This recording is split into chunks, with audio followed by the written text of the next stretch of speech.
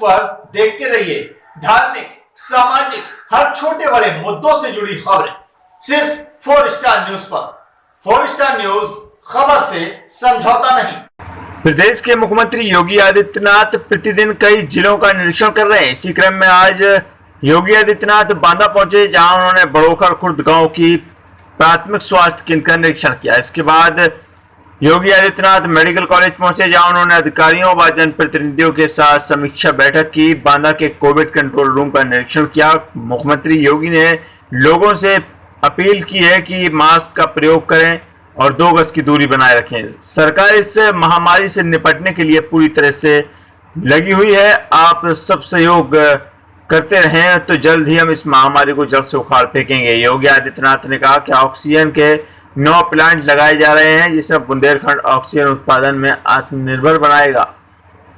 बैठक के बाद मीडिया से वार्ता करते हुए योगी आदित्यनाथ ने कहा कि बुंदेलखंड ऑक्सीजन उत्पादन में आत्मनिर्भर बनेगा। यहाँ के जिलों में 9 ऑक्सीजन प्लांट लगाए जा रहे हैं। प्रधानमंत्री मोदी के नेतृत्व में कोरोना के खिलाफ प्रदेश सरकार ने लड़ाई लड़ी है। पहली ऑक्सीजन एक्सप्रेस चलाकर दूसरी लहर में मरीजों के लिए ऑक्सीजन का इंतजाम किया। वायुसेना के विमान तक लगाए। प्रदेश के प्रत्येक जिले में ऑक्सीजन निर्भरता का लक्ष्य पाने के लिए 300 ऑक्सीजन प्लांट लग गए हैं। प्रदेश में रिकवरी रेट बढ़ा है। पॉजिटिविटी 2% के आसपास है। रिकवरी 93% है। टेस्ट बढ़ाए गए हैं। 4,97,00,000 जांचें पहुंची हैं। प्रत्येक जिले के समय में जांच और निगरानी समितियां गांव-गांव भेजकर दवाएं वितरित कराई जा रही हैं। गांवों में स्थिति ठीक है। लोगों को जागरूक व निगरानी समिति के सक्रिय से कोरोना का जीत मिलती है। तीसरी लहर को रोकने के लिए तैयारियां तेज की गई हैं। कोरोना के खिलाफ हर व्यक्ति संकल्प लेकर बढ़े। बुंदेलखंड के अफसरों, जनप्रतिनिधियों से लेकर स्वास्थ्य कर्मियों ने अच्छा काम किया। व्यक्तियों का जीवन और जीविका दोनों को बचाना है, इसलिए लॉकडाउन की जगह कोरोना कर्फ्यू लगाया गया है। जरूरी सेवाएं चल रही हैं, उद्योग चल रहे हैं। कुछ के काम प्रभावित हुए हैं तो उनके लिए मई व जून में केंद्र सरकार से मदद की जाएगी। प्रदेश में 2 वैक्सीन प्रभावी कर रही हैं। 1 जून से प्रदेश से हर जिले में 18 से 44 आयु वर्ग को वैक्सीन लगवाने का कार्यक्रम आगे बढ़ाया जाएगा और प्रधानमंत्री मोदी के सहयोग से कोरोना के खिलाफ जंग जीतेंगे। इससे पहले राजकीय मेडिकल कॉलेज व बड़ोखर खुर्द में कोरोना से निपटने के इंतजाम देखने और अफसर जनप्रतिनिधियों के साथ बैठक की। Shahzad Ahmad, 4 Star News, Banda.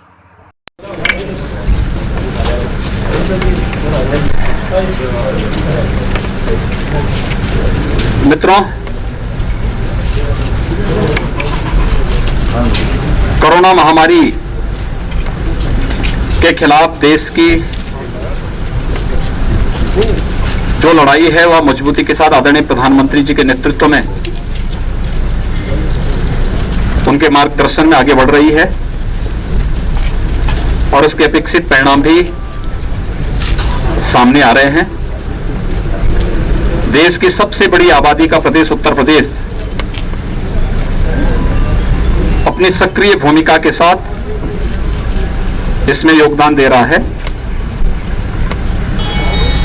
उत्तर प्रदेश में,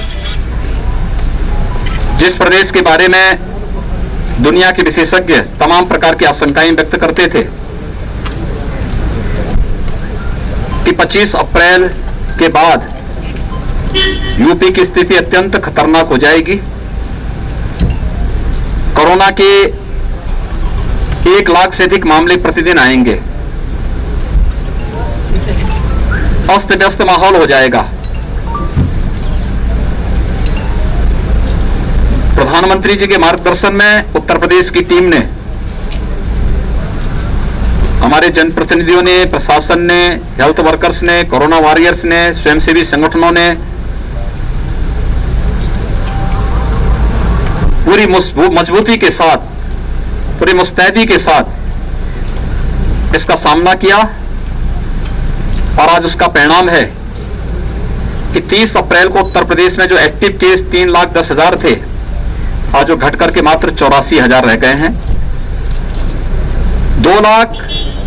26,000 एक्टिव केस कम हुए हैं पिछले 22 दिनों में।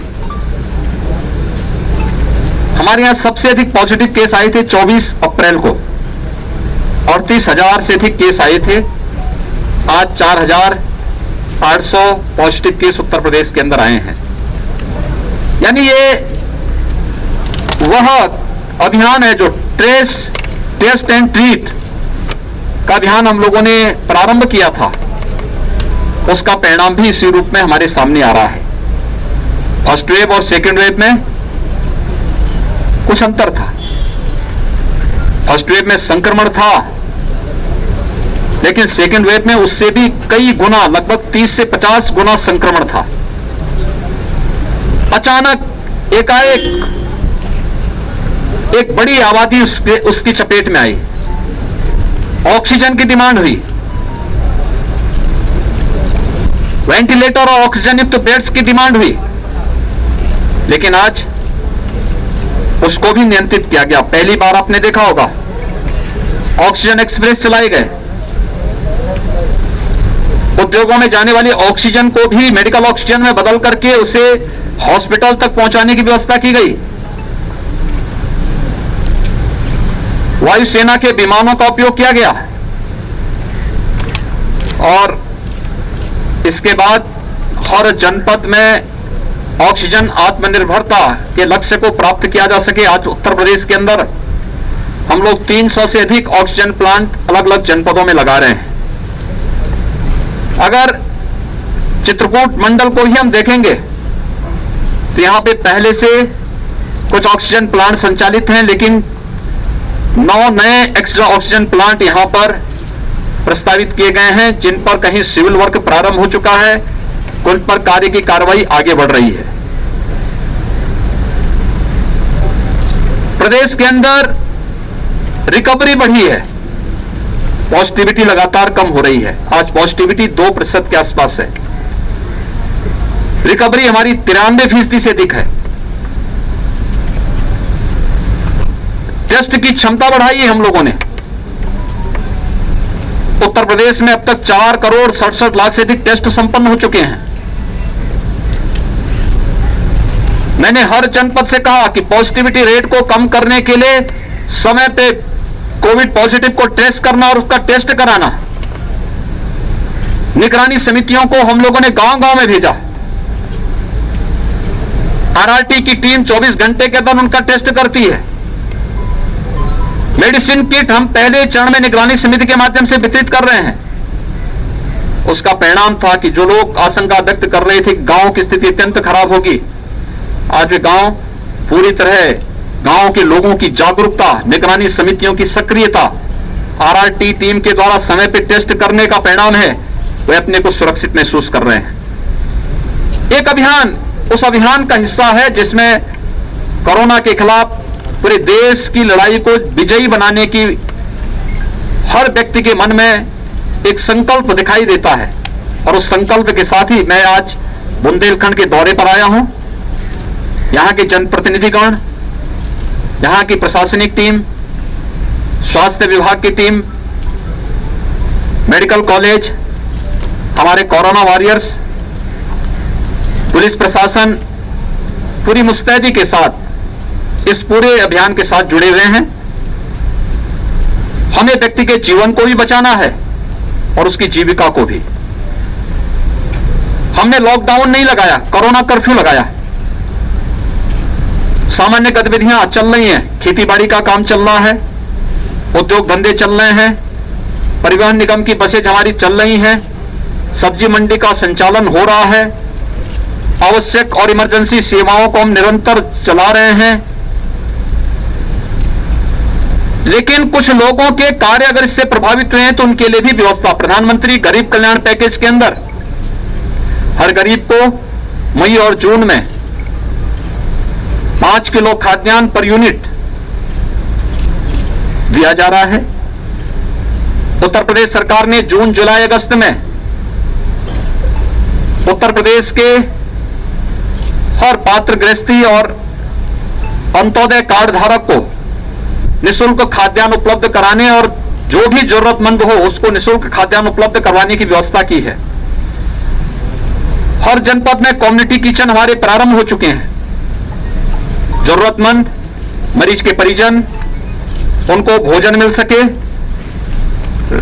कहीं उनको भटकना ना पड़े, इसके लिए ये कार्य युद्ध स्तर पर चल रहे हैं।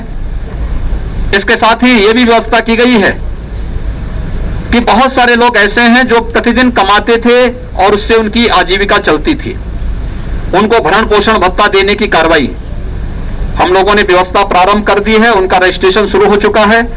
हर जिले से सूची मांगी जा रही है। जून प्रथम सप्ताह में इस कार्यक्रम को भी हम आगे बढ़ाएंगे। वैक्सीनेशन एक बड़ा सुरक्षा कवच है। हम सब आभारी हैं आदरणीय प्रधानमंत्री जी के, जिन्होंने देश को 2 स्वदेशी वैक्सीन दी और एक तीसरी वैक्सीन भी स्पुतनिक देश के अंदर आ चुकी है। यद्यपि जुलाई अगस्त में कई अन्य भारतीय वैक्सीन मार्केट में आने वाली हैं, लेकिन ये 2 वैक्सीन अभी संचालित हैं। इन 2 वैक्सीन को हम प्रदेश के अंदर उपयोग भी कर रहे हैं। हमने 18 से 44 आयु वर्ग के लोगों को पहले चरण में 9 जनपदों में जो सबसे ज्यादा जहां एक्टिव केस थे उनको लिया। फिर हम लोगों ने अपने सभी 18 नगर निगम जिन जनपदों में थे उनको लिया। फिर हम लोगों ने प्रदेश के अंदर हर कमिश्नरी मुख्यालय को इसके साथ जोड़ा और अब हम लोग 1 जून से प्रदेश के हर जनपद में जैसे 45 आयु वर्ग से ऊपर के सभी लोगों को वैक्सीन देने का कार्य कर रहे हैं, ऐसे 18 से लेके 44 आयु वर्ग के भी प्रत्येक व्यक्ति को निःशुल्क वैक्सीन देने के कार्यक्रम को आगे बढ़ा रहे हैं। हम लोगों ने भी व्यवस्था की है कि वहां पर प्रॉपर व्यवस्था हो, वेटिंग एरिया हो, ऑब्जर्वेशन का एरिया हो, जनप्रतिनिधिगण उसमें सक्रिय सहभागिता के साथ अपना योगदान दे रहे हैं। और यह भी व्यवस्था की जा रही है कि हर एक जनपद में न्यायिक अधिकारियों के लिए और मीडिया के लिए अलग से काउंटर लगे, एक सेंटर उनके लिए बना दिए जाएं, जहां पर वे और उनके परिवारजन वैक्सीन लेकर के एक सुरक्षा कवच उनको प्राप्त हो सके। ये व्यवस्था भी 1 जून से पूरे प्रदेश के अंदर प्रारंभ करने की तैयारी चल रही है। कोरोना के खिलाफ ये देश की लड़ाई, चित्रकूट मंडल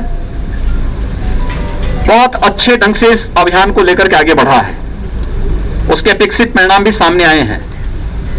मेडिकल कॉलेज की भूमिका रही हो, हर जिले के अंदर स्वास्थ्य की टीम का, प्रशासनिक टीम का, पुलिस की टीम का या फिर जनप्रतिनिधियों की भूमिका, सभी ने पूरी जवाबदेही के साथ अपनी जिम्मेदारियों का निर्वहन किया है। मेरी आप सबसे भी अपील है, वैक्सीन लेने के लिए और कोरोना टेस्ट करने से कोई भागे ना। हर व्यक्ति, हमारी टीमें गांव-गांव जा रही हैं, स्क्रीनिंग कर रही है, वे टेस्ट कराने में अपना योगदान दें। हम उनको मेडिसिन किट भी उपलब्ध करवा रहे हैं, उपचार भी फ्री है, सारी सुविधा सरकार फ्री में उपलब्ध करा रही है, इसलिए भागने की कोई आवश्यकता नहीं। दूसरा, वैक्सीन के लिए गांव-गांव में भी हम कॉमन सर्विस सेंटर को इसका केंद्र बिंदु बनाना चाहते हैं। हर जागरूक व्यक्ति हर एक व्यक्ति को जागरूक करे। दूसरा, कोरोना संक्रमण को ब्रेक करने में हमने काफी हद तक सफलता प्राप्त की है, लेकिन अभी भी सावधानी बरतने की आवश्यकता है। कोरोना के जो प्रोटोकॉल हैं, 60 साल से ऊपर के लोग, 10 साल से छोटी उम्र के लोग, बच्चे, गर्भवती महिलाएं, कमजोर इम्यूनिटी के लोग, एक या एक से अधिक बीमारी से ग्रसित कोई भी व्यक्ति, वह इस बात को सुनिश्चित करें कि किसी भी स्थिति में उनको घर के बाहर नहीं जाना है, घर में भी मास्क धारण करना है। शेष अन्य लोगों को घर के बाहर अगर आवश्यक हो निकलना तो ही वे निकलें, अन्यथा अनावश्यक बाहर ना निकलें। लेकिन बाहर निकलें तो मास्क जरूर पहनें। अगर हम इसका व्यापक प्रचार प्रसार करते हैं, हर व्यक्ति इसका पालन करता है, कोरोना की चेन को हम ब्रेक करने में सफल होंगे।